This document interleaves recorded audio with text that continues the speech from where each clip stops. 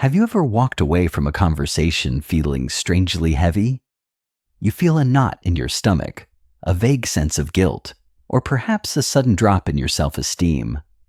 But when you try to replay the interaction in your mind to find the moment things went wrong, you come up empty. No one raised their voice at you.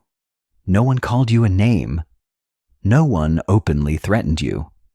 On the surface, it was a perfectly civilized conversation. And yet somehow, you feel smaller than you did before it started. What is unsettling about this feeling is that it doesn't usually happen to careless or ignorant people. It happens to thoughtful people. It happens to people who reflect. People who replay conversations in their heads while they try to sleep. If you believe that your intelligence, your degree, or your sharp critical thinking skills protect you from psychological manipulation, this video is going to challenge that belief. In fact, I am going to argue that your intelligence is exactly what makes you a target. Most of us have a cartoonish idea of what manipulation looks like. We imagine a con artist, a shouting tyrant, or a smooth-talking salesperson clearly trying to trick us. We think manipulation is obvious. Lies, threats, yelling, dominance. But real high-level psychological manipulation is quiet. It is invisible. It doesn't overpower you. It recruits you. It relies on your participation to work. And the people most vulnerable to this specific type of recruitment are not the naive, the uneducated, or the weak. They are the self-aware. They are the high performers. The more capable you are of introspection, the more raw material a manipulator has to work with. You have a complex mind, and that complex mind can be turned against itself. Let's make this concrete with a scenario you might recognize. Imagine you are in a work meeting or a discussion with a partner. The other person looks at you with a mix of pity and disappointment and says, "I just feel like you haven't been yourself lately. You seem off." That is it? No details? No examples of what you did wrong? Just a vague hanging accusation. Now, a less intelligent, less self-aware person might just shrug and say, "I feel fine," and go get lunch. They don't have the depth of focus to dwell on it. But you? You don't brush it off. Your brain is a problem-solving machine. You immediately start reviewing your behavior. You scan your memory of the last 3 weeks. Was I too short in that email? Did I not smile enough yesterday? Was my tone too aggressive? By the end of the day, you are actively adjusting your behavior to fix a problem that was never actually defined. You are apologizing for sins you didn't commit, not because you're weak, but because you're capable of self-examination. That capability is where the trap begins. Here is the first uncomfortable truth we need to face. Manipulation does not target ignorance. It targets conscience. Intelligent people generally care about being accurate, being fair, and being self-correcting. You pride yourself on your ability to see things from other perspectives. So, when something feels wrong in a relationship or an interaction, your default setting is not to assume malice. Your default setting is to assume responsibility. You ask, "What could I have done differently?" A manipulator knows this. They rely on this. They know that if they stay vague enough, your conscience will fill in the blanks. They don't have to build a cage for you. They just have to hand you the materials, and your sense of responsibility will build the cage for them. This brings us to reason number 1, why intelligent people are easier to manipulate. High self-reflection turns into self-blame. You naturally ask, "What part did I play in this?" In a healthy relationship, this is a superpower. It allows for growth and compromise. But in a toxic dynamic, it is your Achilles heel. When a manipulator uses statements like, "You're being defensive," or "You always take things the wrong way," or the classic, "I'm sorry you feel that way." They are giving you a puzzle to solve. Intelligent people hate unsolved puzzles. You will spend hours analyzing your own tone, your own history, and your own psyche to figure out why you are being defensive. While you are busy dissecting your own psyche, the manipulator is sitting back, completely unexamined. You are putting yourself on trial, and you are acting as both the prosecutor and the judge. Reason number 2 is that you assume good faith by default. Because you are complex and nuanced, you know that human beings are complex and nuanced. You know that people have bad days, past traumas, and hidden insecurities. So when someone behaves poorly toward you, your intelligence immediately constructs a defense for them. You think, they didn't mean it like that.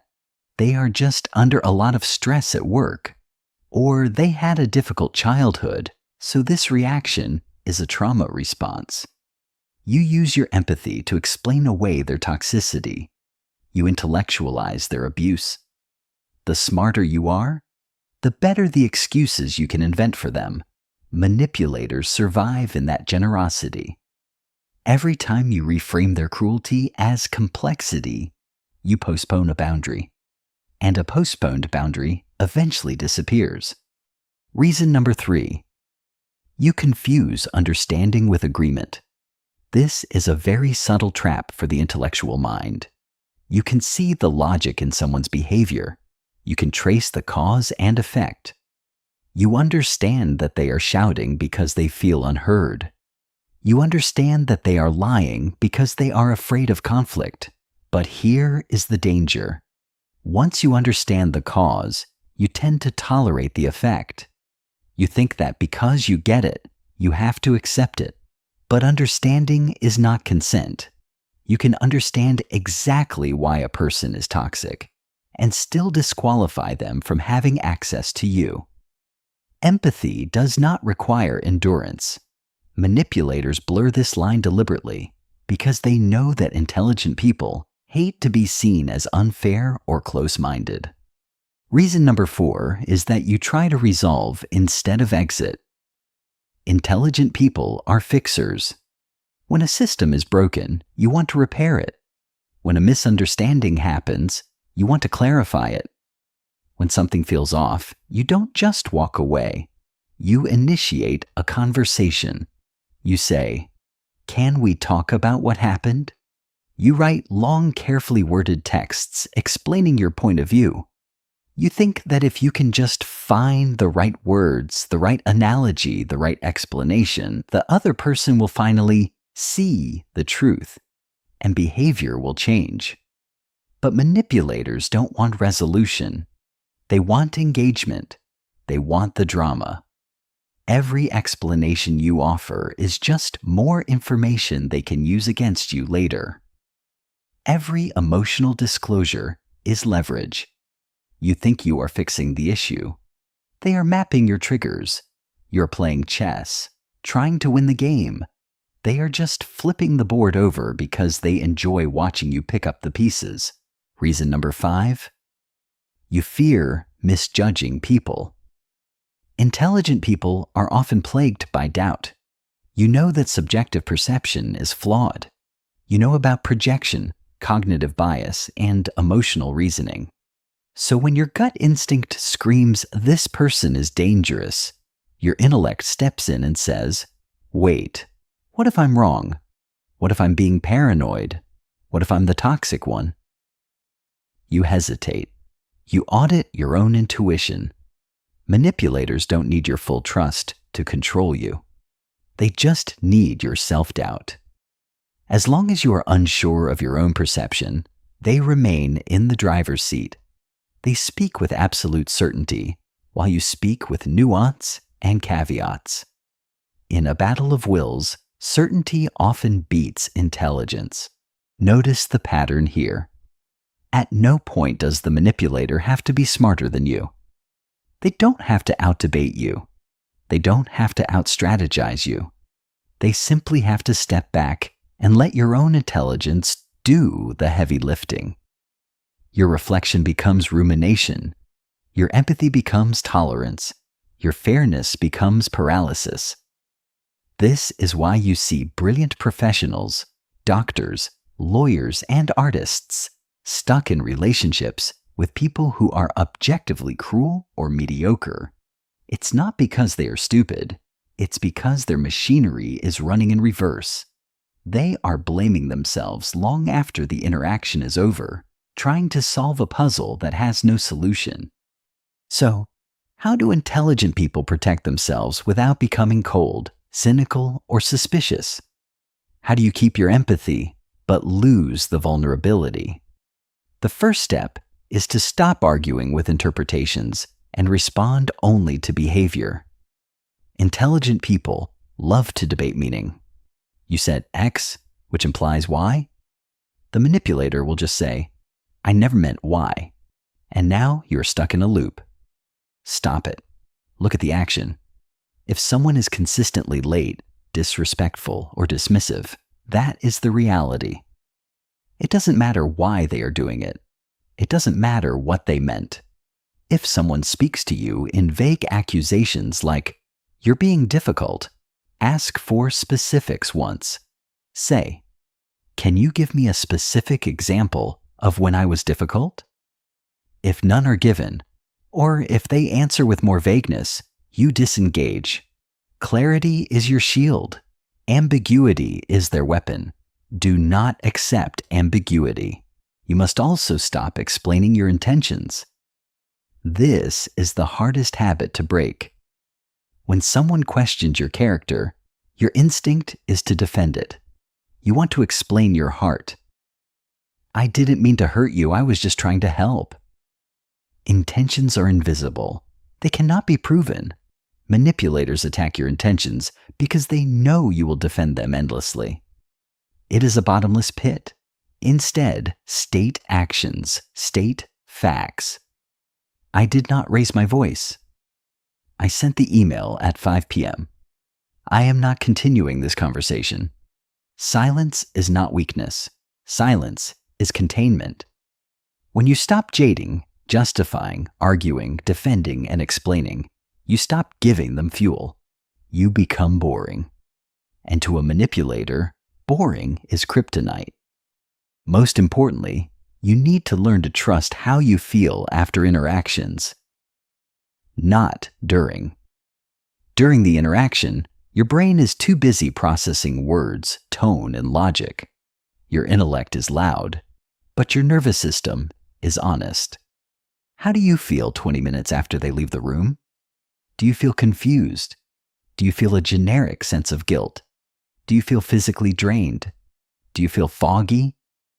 Those sensations are not flaws. They are data. They are signals. Your nervous system is millions of years older than your intellect. It detects predation and manipulation long before your logical brain can formulate a sentence to justify it.